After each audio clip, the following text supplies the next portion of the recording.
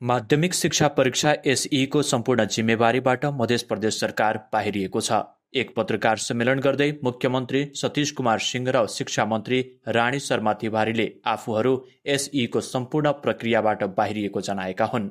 आउँदो बिहीबारदेखि सुरु हुन लागेको परीक्षामा प्रदेश सरकारले दिएको निर्देशन नमानेको भन्दै परीक्षा प्रक्रियाबाट प्रदेश सरकार बाहिरिएको हो।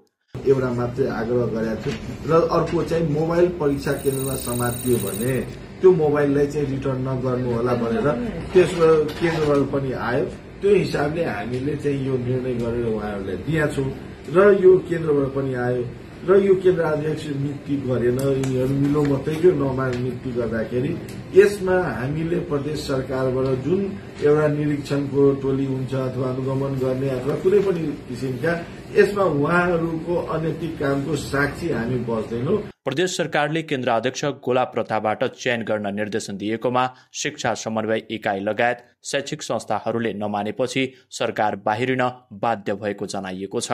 आजको मितिबाट हामी एसई परीक्षाको शुभकामना दिँदै हामी प्रदेश सरकारबाट चाहिँ समन्वयमा हुँदैनौँ। उहाँहरूले जुन हिसाबले उहाँहरूले गठन गर्नुभएको छ, जुन हिसाबले गर्नुभएको छ त्यो गरियोस्, हामीलाई कुनै भएन। तर तपाईहरूको माध्यमबाट अहिले पनि म भन्छु कि यो एसई परीक्षा मर्यादित होस् र यो मर्यादित गराउनको लागि सम्बन्धित निकायहरू ठोस कदम उठाओस्। किनभने यसरी नै चलिराख्यो भने मध्य प्रदेशको शिक्षाको कहिले पनि कुनै पनि हालतमा यो शिक्षा सुधार हुँदैन। प्रदेश सरकारले हात झिकेसँगै प्रदेश सरकारबाट परीक्षामा हुने सम्पूर्ण सहयोग, व्यवस्थापन, अनुगमन, निरीक्षण लगायतका काम नहुने भएका छन्। यसले आगामी परीक्षा कस्तो हुने हो भन्ने प्रश्न उठाएको छ।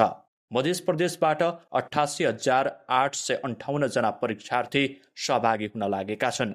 शिक्षा विकास निर्देशनालय मध्य प्रदेशका अनुसार 1,231 वटा विद्यालयमा अध्ययनरत रहेका विद्यार्थीहरूले प्रदेशभर रहेको 312 वटा परीक्षा केन्द्रमा परीक्षा दिनेछन्।